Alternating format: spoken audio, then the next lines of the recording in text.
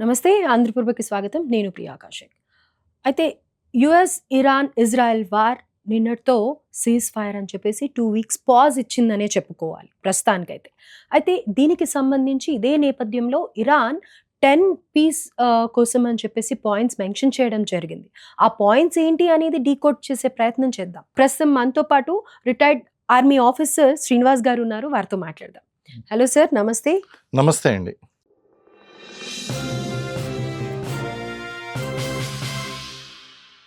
అయితే ఇప్పుడు ఈ యుద్ధం ఏదైతే ఉందో అది ఒక్క దేశానికే పరిమితమైంది అని అనుకోవాల్సిన పని లేదు. ప్రపంచవ్యాప్తంగా కూడా ఎంతో ఆందోళన క్రియేట్ అయింది. అలాగే జియోపొలిటికల్ వార్ అనే చెప్పాలి ఇది ఒక రకంగా చూస్తే.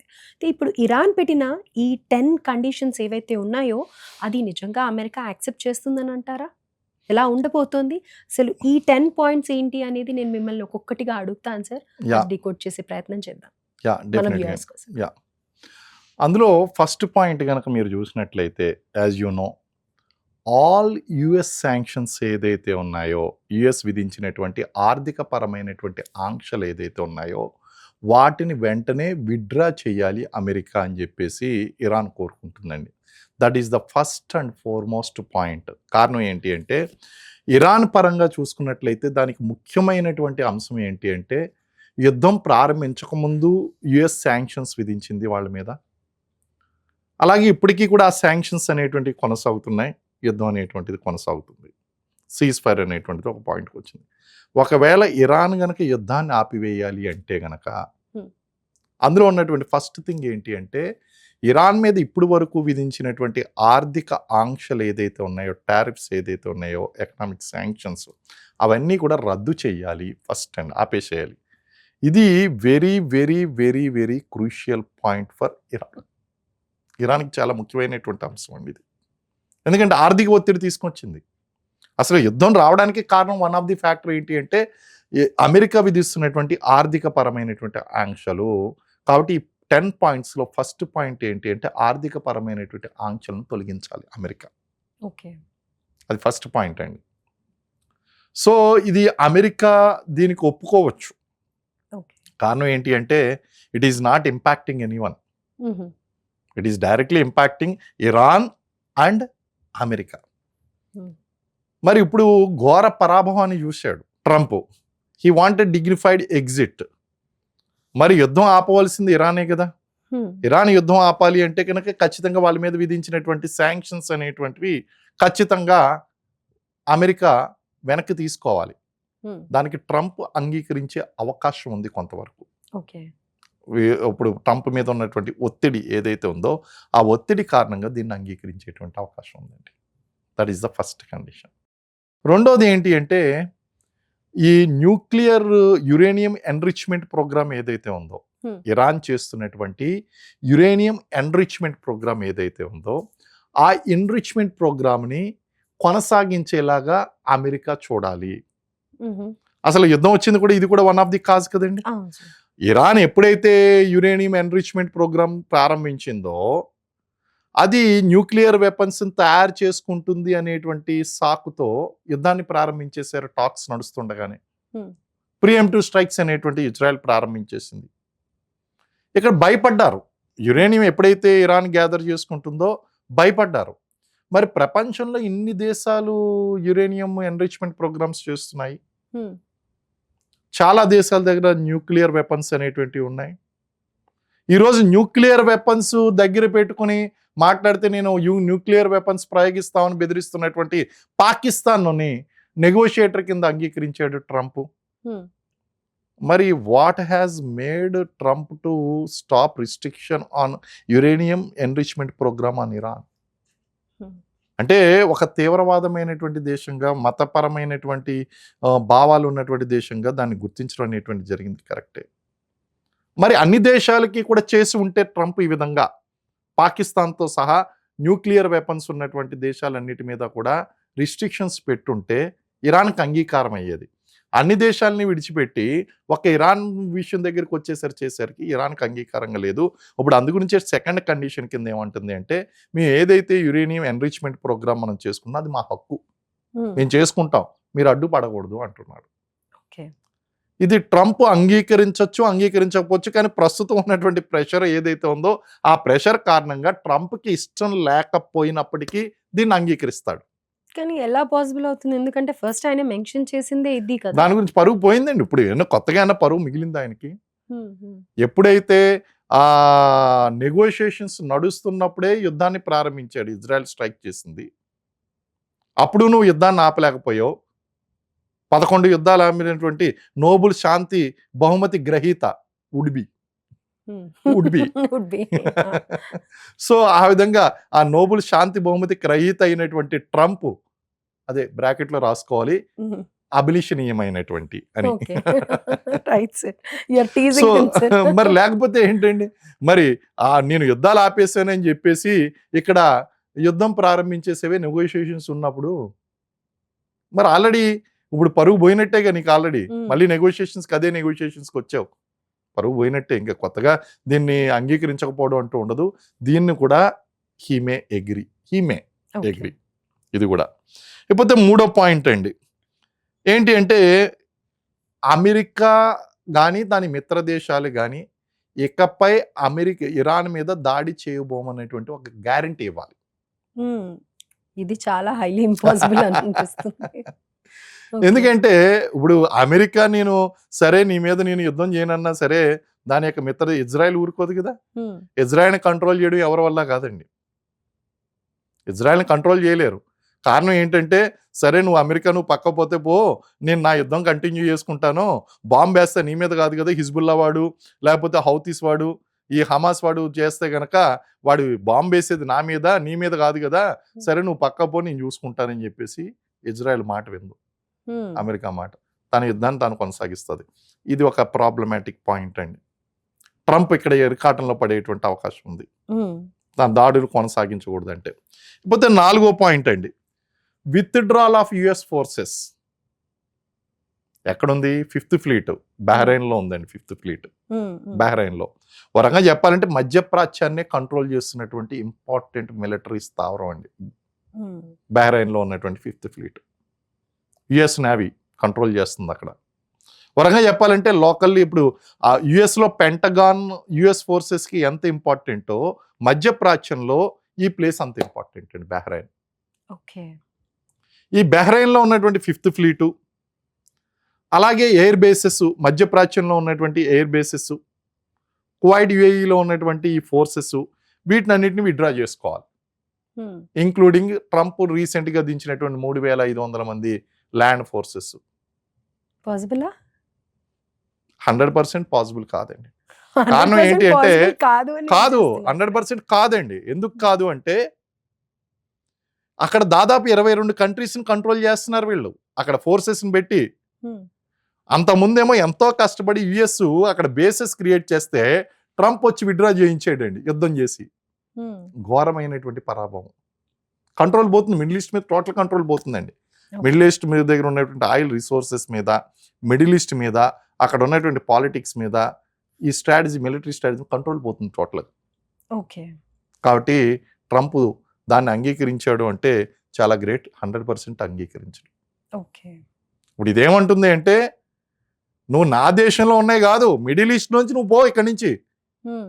నువ్వు అరిచేత మేర ఫైట్ చేసేటువంటి దూరంలో నువ్వు ఉండకో ఇరాన్‌కి. హ్మ్. మరి వాడు ఫైట్ చేయాలంటే అమెరికా నుంచి ఫైట్ చేయడం లేదు కదా. ఇక్కడ అవును. యుఎస్ మిలిటరీ బేసెస్ అందుకే కదా మనం రిటాలియేషన్ కింద సొంత ముస్లిం దేశాలు అయినప్పటికీ కూడా అటాక్ చేయవలసి వస్తుంది వాటి మీద. హ్మ్. నువ్వు ఆశ్రయం ఇచ్చావు కాబట్టి నేను చేస్తున్నాను. నేనేం చేయను. అంతే. సో ఇది 4th పాయింట్. 100% ట్రంప్ అంగీకరించడానికి ఛాన్సెస్ తక్కువ. హ్మ్. Next control of strait of Hormuz అండి. ఇప్పుడైతే కంట్రోల్ తీసేసుకుంది బలవంతంగా, అది అఫీషియల్‌గా కంట్రోల్ కావాలి. ఓకే. ఇది ట్రంప్ చేతిలో లేదండి. అత్త సొమ్ము అల్లుడు దానం చేస్తానన్నట్టు హ్మ్. ప్రపంచ దేశాలకు అవసరమైనటువంటి స్ట్రెయిట్ ఆఫ్ హార్ముజ్‌ని నువ్వెలాగ దారాదత్తం చేస్తావయ్యా ట్రంపు? హ్మ్. నువ్వు అసలు how can you do that? ఎందుకంటే ఇది కేవలం అమెరికాని ఇంపాక్ట్ చేయడం లేదు కదా. ప్రపంచ దేశాల నౌకలన్నీ వెళ్తున్నాయి. హ్మ్. వాళ్ళు అంగీకరిస్తారా మరి? సో అనదర్ పాయింట్ అండి. ఓకే. ఇక్కడ ట్రంప్ ఫెయిల్ అయ్యేటువంటి అవకాశం ఉంది. నెక్స్ట్ సేఫ్ షిప్పింగ్ ప్రోటోకాల్ అని ఇప్పటి వరకు ఉన్నటువంటి ఈ షిప్పింగ్ కోసం ఉన్నటువంటి రూల్స్ అన్ని చేంజ్ చేసి కొత్త రూల్స్ తీసుకురావాలి. ఆ రూల్స్ ప్రకారం వీళ్ళు చిన్న టోల్ గేట్ పెట్టుకుంటారు. ఓకే. బస్సులు, కార్లు వెళ్తున్నప్పుడు ₹100 వసూలు చేసుకుంటున్నట్టు షిప్పులు వెళ్తున్నప్పుడు డాలర్లు వసూలు చేసుకుంటారు. $1,000, $1,00,000 వసూలు చేసుకుంటారు. వసూలు చేసుకోవడానికి నువ్వు ఒప్పుకోవాలి. ఇది ఇరాన్ ఇంకా యుఏఈ కంట్రీస్ పెట్టినదా? అదేంటున్నాను ఇప్పుడు ట్రంప్ అంగీకరించాలి. మరి ట్రంప్ ఎలా అంగీకరిస్తాడు? ఇండియా విల్ పే అని చెప్పి ట్రంప్ అంగీకరిస్తాడా? ఓకే. ఇప్పుడు ఈ ప్రోటోకాల్స్ మార్చాలి అంటారు యుఎన్ ద్వారా. ఇప్పుడు యుఎన్ లో దానికి ఒక అగ్రిమెంట్ చేయాలండి దీని గురించి. ఓకే. ఇప్పుడు యూ హ్యావ్ టు, మేము స్వాధీనం చేసుకున్నాం ఆ ప్లేస్ని, ఆ సార్వభౌమత్వం మాది. మా ఏరియా నుంచి మీరు వెళ్ళాలా వద్దా అన్నది మేము డిసైడ్ చేస్తాం. మా ఏరియాలో ఉన్నటువంటి దాన్ని వాడుకోవాలంటే మాకు డబ్బులు కట్టండి. ఎందుకంటే యుద్ధంలో మేము నష్టపోయాం, మీరే దాడులు చేశారు, నీ వల్లనే నష్టపోయాం కాబట్టి నువ్వే ఇప్పుడు ఒప్పించి ప్రపంచ దేశాలని న్యూ ప్రోటోకాల్స్కి ఒప్పుకోవాలి. నెక్స్ట్, ప్రపంచ దేశాల్లో ఇరాన్ యొక్క ఫండ్స్ చాలా ఉన్నాయండి. ఇరాన్ ఫండ్స్ చాలా ఉన్నాయి. వాటినన్నిటినీ అన్ఫ్రీజ్ చేయాలి. యుద్ధం ప్రారంభమైన వెంటనే ట్రంప్ ఏం చేశాడంటే వరల్డ్ బ్యాంక్తో సహా వివిధ దేశాల్లో ఉన్నటువంటి ఫండ్స్ ఏదైతే ఉన్నాయో ఇరాన్కి రావాల్సినటువంటి డబ్బులు వాటినన్నిటినీ కూడా టైట్ చేసేసాడు. మీరు ఇవ్వకండి, యుద్ధం చేస్తుంది మా మీద, యుద్ధం చేసింది అంటే మీకు కూడా ప్రమాదమే, ఆపండి డబ్బులు. టైట్ చేసేసాడు డబ్బులు, ఫండ్స్ అన్ని. ఆ ఫండ్స్ అన్ని రిలీజ్ చేయాలి. ఇప్పుడు ట్రంపే చేయించాలి. నాకు పలానావాడు అప్పు బాకీ ఉన్నాడు, నువ్వు దగ్గరుండి ఇప్పించు, నాకు వెనక్కి ఇప్పించు. పాసిబిలిటీ లేనివి ఎలా అడుగుతారు మరి ఇందులో?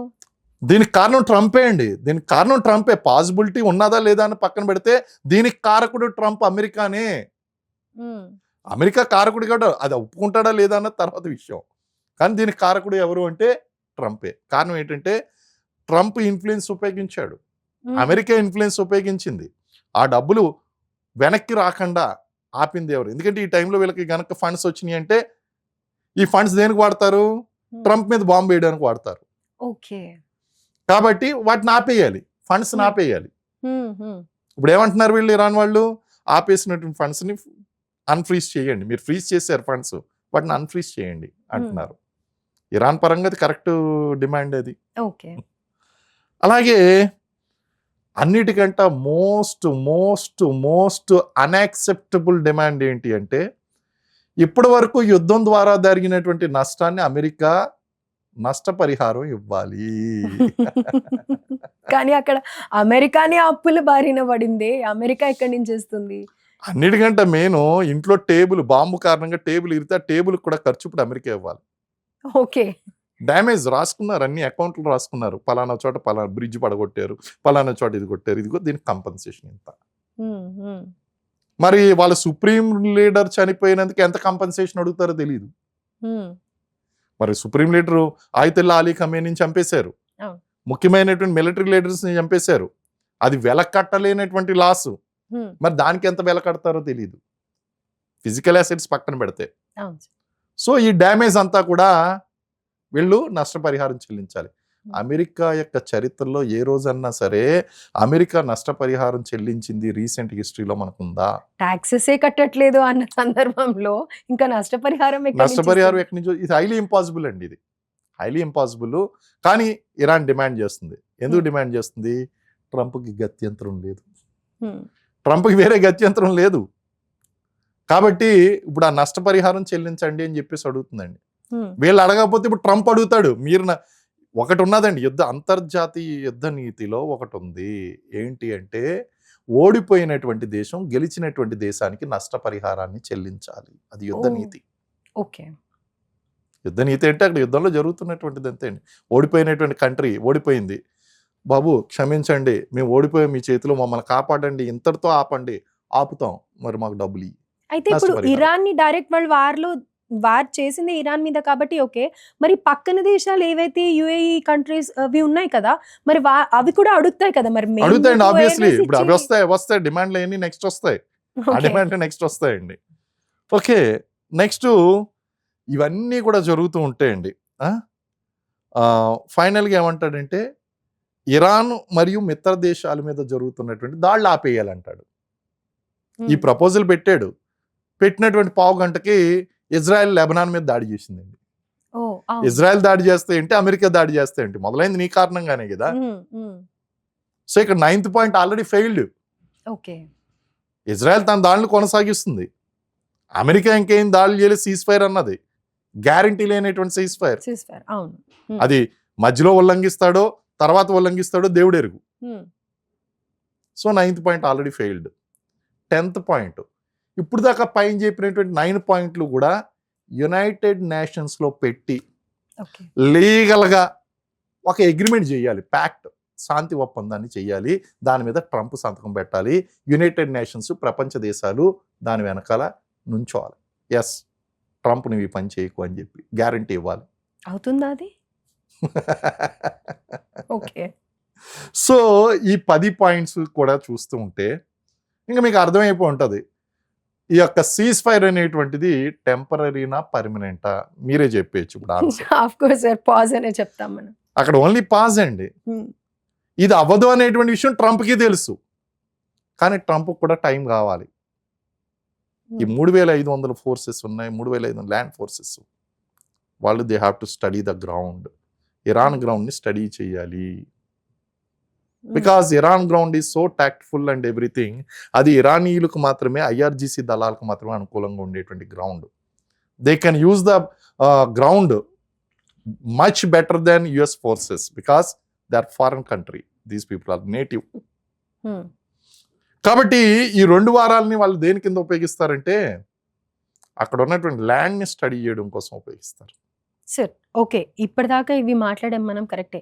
ఇరాన్ ఎలాంటి స్టెప్ తీసుకోబోతుంది ఇన్ కేస్ ఇది జస్ట్ పాజ్ మాత్రమే అనుకుంటే, ఎస్కలేట్ చేస్తే ఏ విధంగా మళ్ళీ స్టార్ట్ చేస్తుంది అంటారు? ఇరాన్ కూడా గ్యాప్ దొరికింది కదా, బ్రీతింగ్ స్పేస్ దొరికింది కదా, రీకూప్ అయ్యేటువంటి అవకాశం దొరికింది కదా, రీప్లాన్స్ చేసుకునేటువంటి అవకాశం దొరికింది కదా. ఎత్తుకు పై ఎత్తు వాళ్ళే వేస్తారు. అందు గురించి వాళ్ళు ఏమన్నారంటే సీజ్ ఫైర్ విషయంలో మేము ఒప్పుకున్నాం కానీ మా వేల్ అనేటువంటిది ట్రిగ్గర్ మీదే ఉంటుంది అని చెప్పారు. అంటే వాళ్ళు ఏ క్షణాన్నైనా సరే మళ్ళీ రిటాలియేట్ చేసేటువంటి అవకాశం ఉంది, ఇమీడియట్గా రిటాలియేట్ చేసేటువంటి. అయితే వాళ్ళు హిట్ లిస్ట్ ఏదైతే ఇచ్చారో ఇరాన్ వాళ్ళు వాటిని టార్గెట్ చేస్తారని అంటారా మరి? 100% కొత్త లిస్టులు, కొత్త హిట్ లిస్టులు కూడా వస్తాయండి. ఓకే. ఎందుకంటే వాటికి సంబంధించినటువంటి అన్న కనుక వాళ్ళు ప్రికాషన్ తీసుకుంటే. కానీ ట్రంప్ కర్గ్ ఐలాండ్ని వదిలిపెట్టాడండి. B2 బాంబర్ని తీసుకొచ్చాడు. B2 బాంబర్ వస్తుంది, B2 బాంబర్తో మొత్తం టన్నుల కొద్దీ బరువు ఉన్నటువంటి బాంబులన్నీ వదులుతాడు. కర్గ్ ఐలాండ్ని వదిలిపెట్టాడు ట్రంప్. ఎందుకంటే సీజ్ ఫైర్ జరిగే కంటే ముందు కర్గ్ ఐలాండ్ మీద అటాక్ జరిగింది కాబట్టి దాన్ని కంటిన్యూ చేస్తాడండి. సో ఇవన్నీ కూడా ఉంటాయి. వీళ్ళకి సంబంధించినటువంటి ప్లాన్స్ కూడా వీళ్ళు వేస్తుంటారు. 10 లక్షల మంది సైన్యాన్ని వాళ్ళు తయారు చేసుకునేడానికి మంచి సమయం కూడా దొరికింది వీళ్ళకి, ఇరానియన్ ఐఆర్జీసీస్ వాళ్ళకి, ఇస్లామిక్ రివల్యూషనరీ గార్డ్ కోర్ వాళ్ళకి. కాబట్టి ఇవన్నీ కూడా వరుసపెట్టి జరుగుతూనే ఉంటాయండి ఇవన్నీ కూడా. బట్ ఆ 10 పాయింటర్ కండిషన్స్ ఏదైతే ఉన్నాయో కొన్ని అవుట్ రైట్ యాక్సెప్ట్ చేసేటువంటి అవకాశం ఉంది, కొన్ని 50-50 ఛాన్సెస్, కొన్ని అట్మోస్ట్ అవుట్ రైట్లీ రిజెక్టెడ్ అండి. అవకాశం లేదు, నష్టపరిహారం ట్రంప్ ఒప్పుకోకపోవచ్చు. కాబట్టి ఇప్పుడు ఈ నెగోషియేషన్స్లో కొన్ని ఒప్పుకోవడం, కొన్ని ఒప్పుకోకపోవడం, ఆ ఒప్పుకోనటువంటి వాటిని ఒప్పుకోనందుకు ఇరాన్ ఒప్పుకోవాలి. ఎస్ దోస్ ఆర్ అన్యాక్సెప్టబుల్ అని వీళ్ళు యాక్సెప్ట్ చేయాలి. మళ్ళీ it's done for Iran. Again ball is in the court of Iran again. So నేను మళ్ళీ నా స్టేట్మెంట్ రీఇటరేట్ చేస్తున్నాను, యుద్ధం ఆపడం అనేటువంటి ట్రంప్ చేతిలో కాదు, ఇరాన్ చేతిలోనే ఉంది. యుద్ధం ఆపాలి అంటే ట్రంప్ కోరుకుంటున్నాడు ఆపాలని, కానీ డెసిషన్ ఎవరి చేతిలో ఉంది? ఇరాన్ చేతిలో ఉంది డెసిషన్. ఒకే ఒక కారణం దీనికి, స్ట్రైట్ ఆఫ్ హార్మజ్. ఓకే, కానీ అంత తొందరగా ఒప్పుకుంటుందా ఇరాన్? మేజర్ కదా వాళ్ళకి అది. వాళ్ళు ఈ 10 కండిషన్స్ గనక ఏమాత్రం తేడా వచ్చినా వాళ్ళు ఒప్పుకోరండి. ఎందుకంటే వాళ్ళు యుఎన్లో పెట్టమని అడిగింది ఎందుకు? వీళ్ళు వినరనే కదా, అమెరికా కన్నింగ్గా చీట్ చేస్తుందనే కదా. అందుకే యుఎన్లో పెట్టి దాన్ని యుఎన్ పీస్ ఫ్యాక్ట్, శాంతి ఒప్పందాన్ని చేయండి అని చెప్పేసి చెప్పారండి. అక్కడ వాళ్ళు పకడ్బందీగానే ఉన్నారు. ట్రంప్ యొక్క నేచర్ తెలుసు, ఇన్కన్సిస్టెన్సీ తెలుసు, అందుగురించి వీళ్ళు మంచిగా ఇరికించారండి ఈ 10 పాయింట్లు కూడా. అండ్ న్యాయబద్ధంగా ఉన్నాయంటే చాలా న్యాయబద్ధంగా ఉన్నాయి, అందులో ఏది అన్యాయంగా లేదు. మీరు 10 పాయింట్స్ కనుక చూసుకుంటే అన్నీ ఏది అన్యాయంగా లేదు, కానీ ట్రంప్కి అన్యాయం అనిపించవచ్చు. అది. రైట్. సో, ఈ 10 పాయింట్స్ చూసినట్టయితే ఇప్పుడు మళ్ళీ ఇది ఇరాన్ చేతిలోనే ఉంది అననేసి మీరు చెప్తూ ఉన్నారు. సో, ఈ 2 వీక్స్ కూడా మనం వెయిట్ చేయాల్సిందల్లా ఏంటంటే, ట్రంప్ దగ్గర నుంచి ఎలాంటి డెసిషన్ వస్తుందో వెయిట్ అండ్ వాచ్. అలాగే ఇరాన్ ఈ 10 పాయింట్స్ పెట్టింది. మరక్కడ అగ్రీబుల్ కాదు కాబట్టి, ఇరాన్ ఏం చేస్తుందో కూడా వెయిట్ అండ్ వాచ్ లాగే ఉంది పరిస్థితి. అవునండి. ఒకవేళ ఈ ట్రంప్‌కి టైం కావాలనుకోండి, ఏం చేస్తాడంటే ఈ 14 రోజులు కూడా ఓకే. పాయింట్ నెంబర్ 1 డిస్కస్ చేసాం, అగ్రీడ్. పాయింట్ 2 నెంబర్ అగ్రీ చేసాం. ఎప్పుడైతే అటాక్ రెడీ అయిపోతాడో మళ్ళీ మూడ్ మారిపోయింది. ట్రంప్ మూడ్ మారిపోయింది. అటాక్ చేయాలనుకుంటున్నాడు. ఓకే. ఔట్‌రైట్‌లీ రిజెక్టెడ్ అంటాడు అంతే ఒక స్టేట్మెంట్. మళ్ళీ స్టార్ట్ అయిపోద్ది స్టీజ్ ఫస్ట్ ఒప్పుకున్న కొన్ని పాయింట్స్ కూడా మేము దేనికి ఒప్పుకోమని ఒప్పుకోమని చెప్పేసి వార్ స్టార్ట్ చెప్పేసి చేసేస్తాడు మళ్ళీ. చేసేస్తాడు. రైట్. సో, లాస్ట్‌గా నా ప్రశ్న ఏంటంటే, ఇప్పుడు మళ్ళీ ఎస్కలేట్ అయ్యే ఛాన్సెస్ చాలానే ఉన్నాయి. అవునండి. 100% అవుతుంది అవును. కూడా అని అవును. చెప్పుకోవాలి. అవును. అలా అవ్వొద్దు. బట్ అవుతుందనే చెప్పుకోవాలి. పాయింట్స్ చూస్తే పాయింట్స్ చూస్తే అమెరికాకి అనుకూలంగా లేవు. లేవు కాబట్టి. లేవు. అప్పుడు ఇండియా మీద ఎలాంటి ప్రభావం ఉంటుంది అని అంటారు? అలాగే ఇతర మేజర్‌గా ఇంపాక్ట్ ఉండే కంట్రీస్ ఏవి? ఇప్పుడు ఏదైతే ప్రభావితం కొనసాగిస్తున్నాయండి, ఇప్పుడు మనకి మిడిల్ ఈస్ట్‌తో పాటు, middle east directly impacted again. They are under war జోన్‌లోకి వచ్చేస్తారు మళ్ళీ. అలాగే భారతదేశం, చైనా, హ్మ్. రష్యా, యూరోపియన్ యూనియన్ వీటిలన్నిటి మీద కూడా ప్రభావం పడుతుంది యాజ్ యూజువల్‌గా. అలాగే మన మీద ఉన్నటువంటి ఆయిల్ క్రైసిస్ మళ్ళీ మొదటికొస్తుంది. హ్మ్. బంగారం ఏదో కాస్త పెరిగింది ఈరోజు మార్కెట్‌లో, కొనుక్కున్నటువంటి వాళ్ళందరూ సంతోషపడుతున్నారు. పెరిగింది గదా అని. మళ్ళీ బంగారం కింద పడుతుంది. హ్మ్. వెండి కింద పడుతుంది. స్టాక్ మార్కెట్ మళ్ళీ కొలాప్స్ అవుతుంది. హ్మ్. ఇలాంటి ఇంపాక్ట్స్ అన్నీ కూడా ఉంటాయండి. రైట్. సో, ఏదేమైనప్పటికీ యుద్ధం వాళ్ళది, యుద్ధం 3 దేశాలది. దాని ఇంపాక్ట్ మొత్తం ప్రపంచానిది. రైట్. అందరూ సఫర్ కావాలండి. హ్మ్. Including Indians. ఈరోజు ఎలాంటి పరిస్థితి అంటే, అమెరికాలో ఉన్నటువంటి యువత ట్రంప్‌కి వ్యతిరేకంగా నిరసనలు చేయడం గాదు. మనం కూడా రోడ్లెక్కి ట్రంప్‌కి వ్యతిరేకంగా నిరసనలు జేయలేము. అలాంటి పరిస్థితులు వచ్చేస్తున్నాయి ప్రపంచంలో. ఈ సందర్భంలో మరి ఇంత మనం కూడా దాని ఇంపాక్ట్ ఫేస్ చేస్తాము అనుకున్న సందర్భంలో ఇండియా ఏమన్నా మధ్యవర్తిత్వం చేసే ఛాన్సెస్ ఉన్నాయని అంటారు? మధ్యవర్తిత్వం చేస్తుంది, కేపబిలిటీ ఉంది. కానీ అక్కడ పాకిస్తాన్ ఉన్నది కదా! వాళ్ళ మిత్రుడు. వాళ్ళని ముందుకు తీసుకొస్తుంటే ఎక్కడ పొరపాటున ఇండియా ఈ విధమైనటువంటి బాధ్యత తీసుకుంటుందో అని చెప్పేసి ఇరాన్ తరపున రాకుండా పాకిస్తాన్‌ని అమెరికా తరపున వాళ్ళు పెట్టేసుకున్నారు ఆల్రెడీ. China or Russia? వాళ్ళ దే ఆర్ డైరెక్ట్‌లీ ఎనిమీస్ అండి. ఇంకా ఏదన్నా కొంచెం మంచి రిలేషన్ ఉందంటే అది భారతదేశంతోనే ఉంది. హ్మ్. ఇటు చైనాతో గానీ, అటు రష్యాతో కానీ ఇంకా ఘోరమైనటువంటి ఎనిమిటీ ఉందండి అమెరికాకి. రైట్. కాబట్టి ఈ కెపాసిటీ ఉన్నటువంటి 3 దేశాలని ట్రంప్ అంగీకరించడు. ప్రపంచంలో నేనున్నాను అని చెప్పుకోవాలంటే కాశ్మీర్ పేరు ఎత్తితే తప్ప నేనున్నాను అని తెలియనటువంటి ప్రపంచ దేశాలకి పాకిస్తాన్ ఉన్నది అనేటువంటి విషయం తెలియనటువంటి పాకిస్తాన్‌ని మాత్రం నెగోషియేటర్‌గా ముందుకు తీసుకొస్తాడాయన. రైట్. కాబట్టి ఏదేమవుద్ది అనేటువంటిది వెయిట్ ఫర్ దిస్ 14 డేస్. ఈ లోపులోనే వార్ ఎరప్ట్ అవుతుందా? లేకపోతే నిజంగానే మనం అందరం కూడా ప్రే చేస్తున్నట్టుగా ఆ యొక్క ప్రపంచంలో శాంతి అనేటువంటిది వెలువరిస్తుందా? ఈ యొక్క సిట్యుయేషన్‌కి మనకు ముక్తి లభిస్తుందా అనేటువంటిది వేచి చూడాలండి నిజంగా. Right sir. Right. Thank you sir. Thank you so much. Thank you అండి.